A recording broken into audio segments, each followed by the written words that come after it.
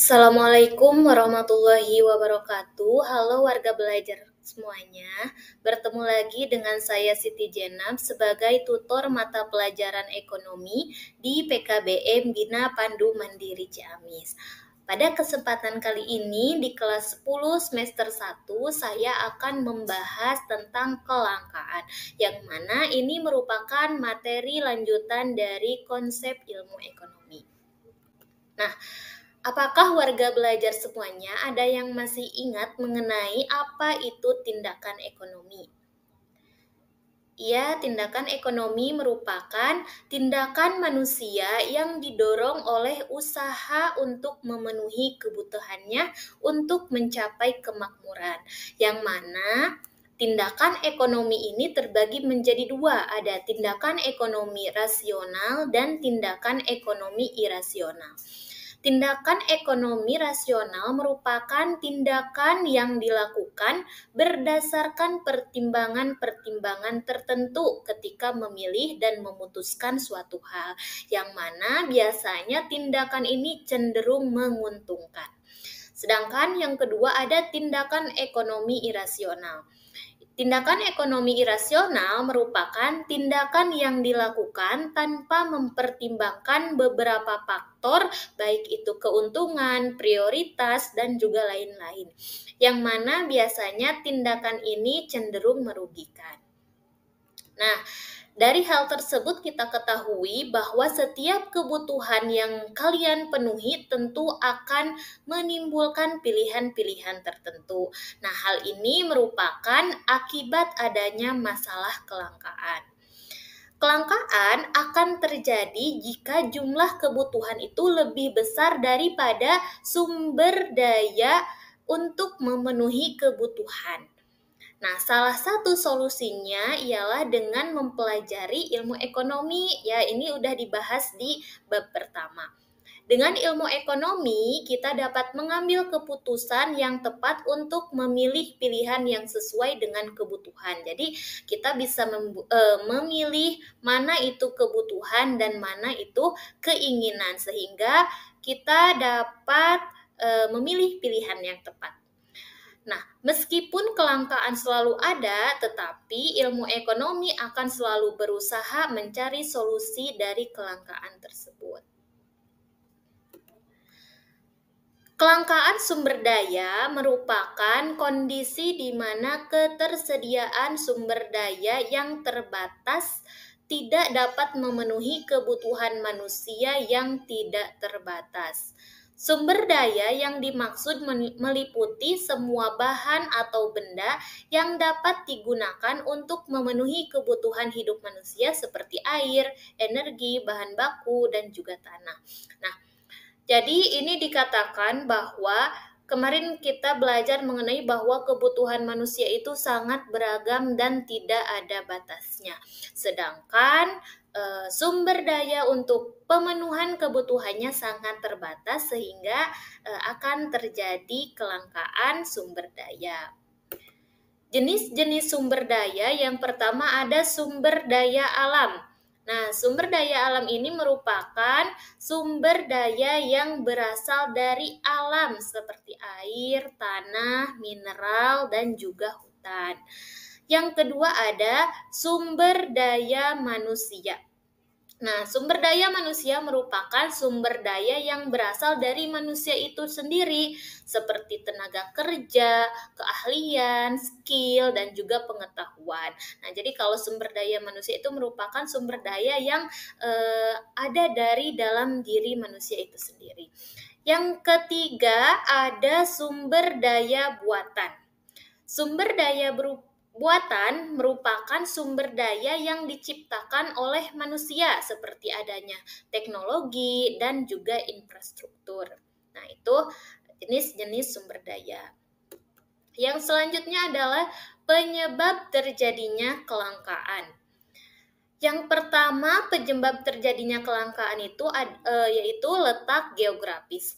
Nah, jadi letak geografis setiap daerah itu berbeda-beda, sehingga sumber daya yang dihasilkannya juga akan berbeda-beda. Nah, ini akan menyebabkan terjadinya kelangkaan di suatu daerah tertentu. Misalkan di daerah Papua itu merupakan daerah yang dimana berpotensi untuk menghasilkan barang tambang yang banyak. Sedangkan kalau di daerah Jawa itu misalkan merupakan daerah yang baik untuk pertanian, sehingga setiap daerah itu mempunyai potensinya masing-masing, dan sumber dayanya itu tidak merata sehingga akan menjadikan terjadinya kelangkaan.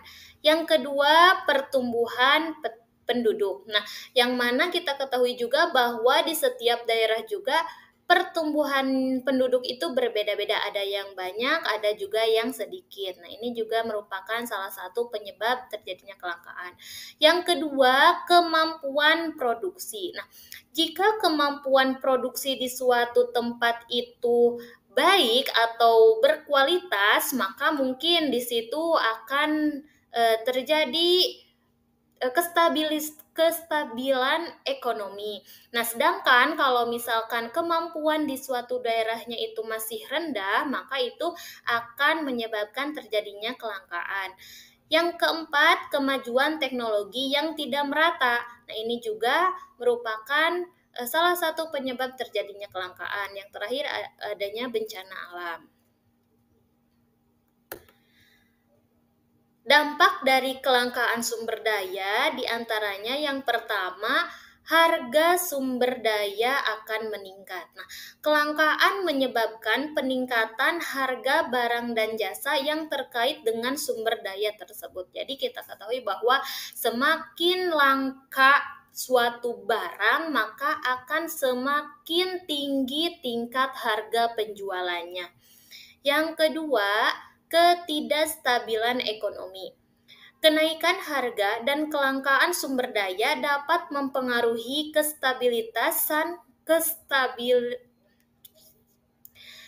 Kenaikan harga dan kelangkaan sumber daya dapat mempengaruhi stabilitas ekonomi di suatu negara.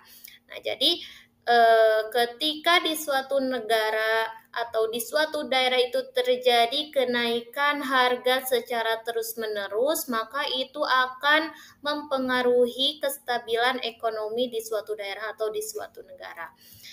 Yang ketiga, konflik sosial. Persaingan untuk mendapatkan sumber daya yang langka dapat memicu konflik antar individu maupun antar negara. Nah, tadi dikatakan bahwa barang-barang yang langka atau barang-barang yang sedikit ini akan mengakibatkan semua orang itu berebutan ingin mendapatkan barang tersebut, sehingga ini akan menjadikan konflik sosial. Yang keempat, degradasi lingkungan. Degradasi lingkungan merupakan eksploitasi berlebihan terhadap kerusakan lingkungan yang lebih parah. Setelah kita mempelajari dampak kelangkaan, penyebab terjadinya kelangkaan, nah di sini kita akan mempelajari bagaimana cara kita untuk mengatasi kelangkaan sumber daya. Yang pertama, cara mengatasi kelangkaan sumber daya itu yaitu dengan pengelolaan sumber daya secara berkelanjutan. Mengelola sumber daya dengan cara yang tidak merusak lingkungan dan memastikan ketersediaannya untuk masa depan, seperti praktik pertanian berkelanjutan dan konservasi air. Nah, itu salah satu contoh pengelolaan sumber daya secara berkelanjutan. Yang kedua, penggunaan teknologi ramah lingkungan. Menggunakan teknologi yang dapat mengurangi dampak negatif terhadap lingkungan dan meningkatkan efisiensi penggunaan sumber daya seperti terbarukan dan teknologi daur ulang.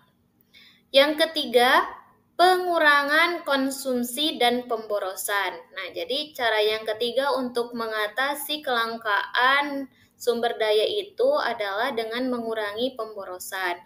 Mengurangi konsumsi yang tidak perlu dan pemborosan sumber daya, contohnya seperti menggunakan plastik sekali pakai dan meminimalkan adanya limbah. Yang terakhir, cara mengatasi kelangkaan sumber daya itu dengan adanya edukasi dan kesadaran masyarakat. Nah, cara meningkatkan kesadaran masyarakat tentang pentingnya pelestarian sumber daya dan dampak dari kelangkaan dengan melalui adanya pendidikan dan kampanye lingkungan. Nah, itu salah satu cara untuk mengatasi kelangkaan sumber daya. Sekian yang dapat saya sampaikan pada pertemuan kali ini. Mudah-mudahan dapat bermanfaat bagi semuanya. Nah, saya juga mengingatkan untuk warga belajar semuanya untuk mengerjakan penilaian di pembelajaran daring. Wassalamualaikum warahmatullahi wabarakatuh.